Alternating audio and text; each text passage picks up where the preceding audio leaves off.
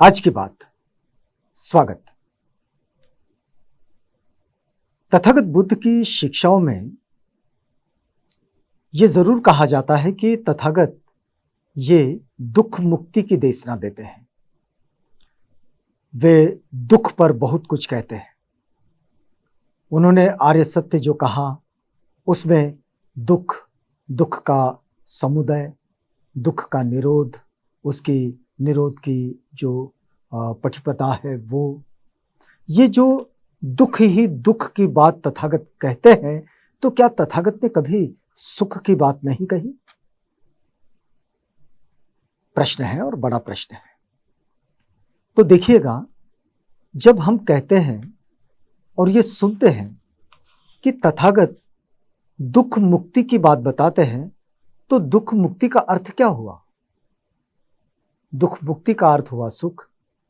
जैसे कि कोई व्यक्ति ये कहते कि भाई उसे कोई बीमारी नहीं है, वो निरोगी है, तो उसके निरोगी होने का मतलब ही ये होता है कि वो स्वस्थ है। ये कहने भर की बात हो गई। ये एक ही बात को कहने के दो ढंग हो गए। तो कोई दुख मुक्ति की बात कहे मतलब वो सुख की ही बात करता है, ऐसा उसका मतलब होता है। और तथागत के विषय में भी यही बात लागू होती है। इसलिए तथागत जब कहते हैं कि वे दुख मुक्ति की राह दिखाते हैं, इसका मतलब वे सुख की राह पर लोगों को चलाते हैं और सुख की राह पर चलने के लिए उन्हें मार्गदर्शन देते हैं। तो अब इस बात को समझे कैसे? अब जैसे कि दुख क्षय तथा सुख लाभ करना भी शब्द ही माना है, अर्थ की दृष्टि में समान भाव लिए हैं। यह एक बार की बात है जब तथागत आलवी में गाय बैल के आने जाने के मार्ग में सिंस पावन में पत्तों के बिछौने पर ही विराजमान थे और टहलने के लिए बाहर निकले। जहां से गाय बैल जाना आना करते हैं, तो गाय बैल जहां से जाना आना करते हैं वो रास्ता उबड़ खाबड़ हो जाता है। वो जो उबड़ खाबड़ रास्ता होता है, जहां कहीं गड्ढे होते हैं, कोई नीची ऊंची जगह होती है, और वहां से गाय बैल जाना आना करते हैं, तो वैसी जगह बन ही जाती है। वहां सिस पावन के पत्ते तथागत ने बिछा दिए और वहीं पर आसन डालकर बैठ गए। और ये जगह उनकी बनी हुई है, बिछौना। वहां से उठकर थोड़ा टहलने के लिए बाहर निकले, तो उन्हें हस्तक आलवक ने तथागत से कुशल क्षेम पूछा। तथागत से पूछा, आप कैसे हैं? तो उन्हें पूछा कि भंते, भगवान सुख से तो सोए हैं, क्योंकि हस्तक को यह पता था कि जिस जगह पर तथागत आराम कर रहे हैं वो जगह ऊंची नीची है, गाय बैलों के आने जाने वाली जगह, और बिल्कुल पतले से पत्ते डालकर तथागत वहां बिछौना बनाए हुए बैठे हैं, विराजमान है। तो तथागत ने कहा, हां कुमार, सुख से सोया। जो लोग में सुख में सोते हैं, मैं उनमें से एक हूं। तथागत कहते हैं कि इस लोक में जो सुख से सोते हैं, चैन से सोते हैं, उनमें से मैं एक हूं। मैं सुखपूर्वक सोया। तो हस्तक कहता है, भंते, हेमंत की शीतल रात है, हिमपात का यह समय है,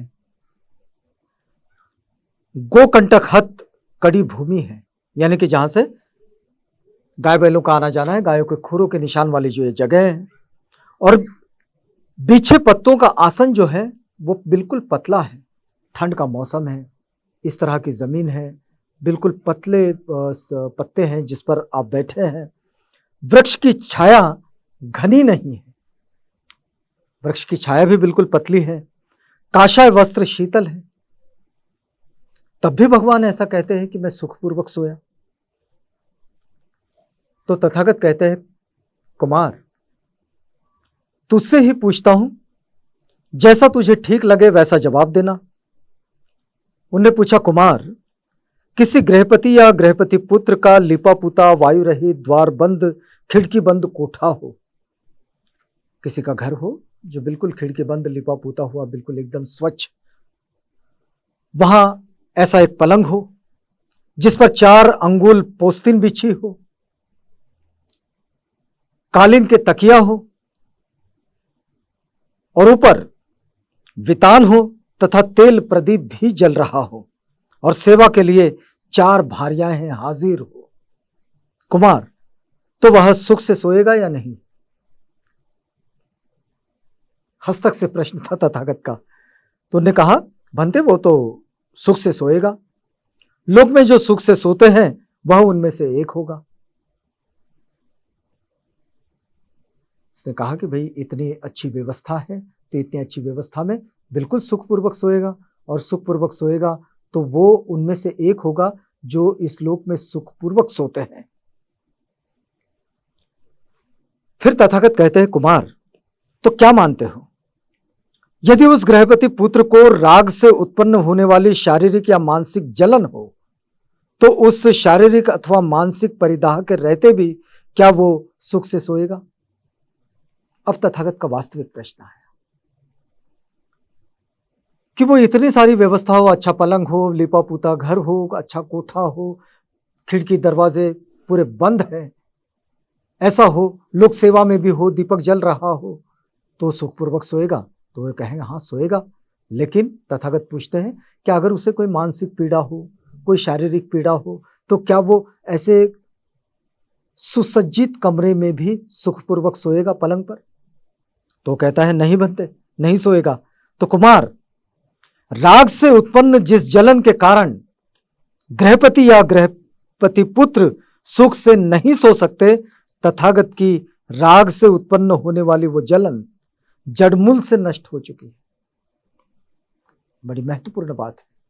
तथागत कहते हैं हस्तक से कि हस्तक, वो जो उसके साथ शारीरिक और मानसिक पीड़ाओं से राग युक्त जो जलन है, जो राग से उत्पन्न होती है, द्वेष से उत्पन्न होती है, ये राग मूलक द्वेष मूलक जो दुख है वो सब नष्ट हो चुके हैं मेरे, उसके नहीं, इसलिए वो सुखपूर्वक नहीं सोएगा। इसलिए मैं ये जो बिल्कुल पतली छाया, बिल्कुल पतले पत्ते, गाय बैलों के आने जाने वाली जगह जिसमें उबड़ खाबड़ ये जगह है और जो नीचे ऊपर है जगह, गड्ढे हैं कहीं, लेकिन इस पर बिछोना डालकर मैं सुखपूर्वक सोया, क्योंकि मेरे पास किसी तरह का राग द्वेष मोह ये नहीं है, मैं इसको जड़मूल से काट चुका हूं। यदि उस गृहपति या गृहपति पुत्र को द्वेष से उत्पन्न होने वाली शारीरिक या मानसिक जलन हो, यदि उसके पास मोह से उत्पन्न होने वाली शारीरिक या मानसिक जलन हो, तो क्या वो इन सब के रहते वो सुखपूर्वक सोएगा? तो हस्तक कहता है नहीं भंते, वो बिल्कुल नहीं सोएगा। तो कुमार, द्वेष से उत्पन्न जिस जलन के कारण, मोह से उत्पन्न जिस जलन के कारण गृहपति या गृहपति पुत्र सुख से नहीं सो सकते, तथागत की द्वेष से उत्पन्न होने वाली, मोह से उत्पन्न होने वाली वह जलन जड़ मूल से नष्ट हो चुकी है, इसलिए मैं सुख से सोया। तो ये जो दुख मुक्ति की राहत जो तथागत सिखाते हैं इस पर चलने के लिए, तो ये वास्तव में राग मूलक, द्वेष मूलक, मोह मूलक जितने भी तत्व है, जितनी भी वेदना है, जितनी भी भावनाएं हैं, इन भावनाओं को काटने की बात तथागत कहते हैं। और ये भावनाएं यदि खत्म हो जाती है, नष्ट हो जाती है, तो फिर आदमी कहीं भी सो सकता है।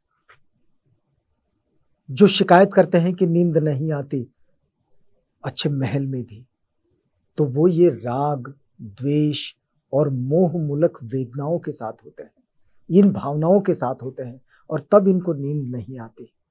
तथागत बिल्कुल पतली छाया वाले वृक्ष के नीचे उबड़ खाबड़ जगह पर पतले पत्तों को बिछाकर भी सो लेते हैं सुखपूर्वक। तो उसके पीछे का कारण यह है, और इसलिए ये जो सुखपूर्वक जीने की बात है, तो तथागत सुख की देशना इस तरह से देते हैं। निस्संदेह नींद को अच्छे आस्तरण की जरूरत नहीं होती। तथागत की इस पूरी देशना को अगर समझा जाए तो निस्संदेह ही इस बात को माना जाएगा कि अच्छे आस्तरण की जरूरत नहीं होती।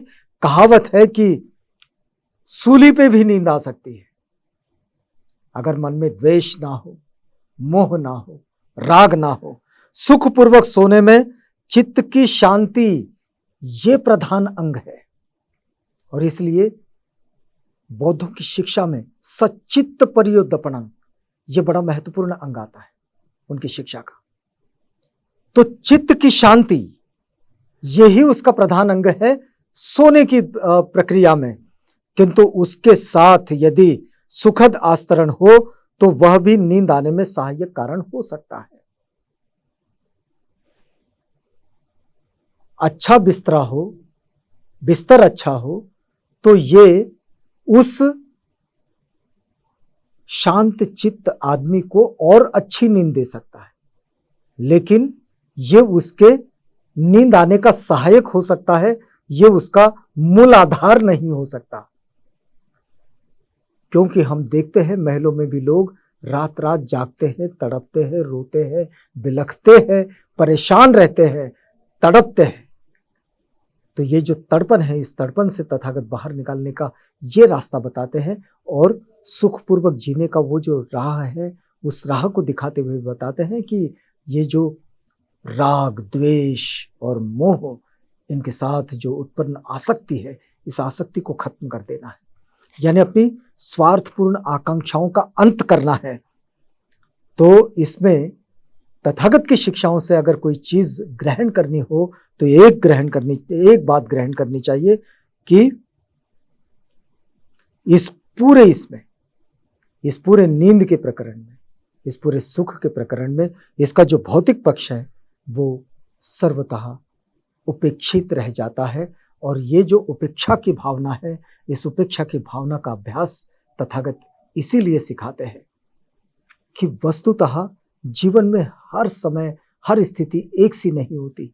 इसलिए भौतिक चीजें जो मिलती हैं, जो नहीं मिलती हैं, उन चीजों पर बहुत ज्यादा निर्भरता नहीं होनी चाहिए, उसमें उपेक्षा का भाव होना चाहिए।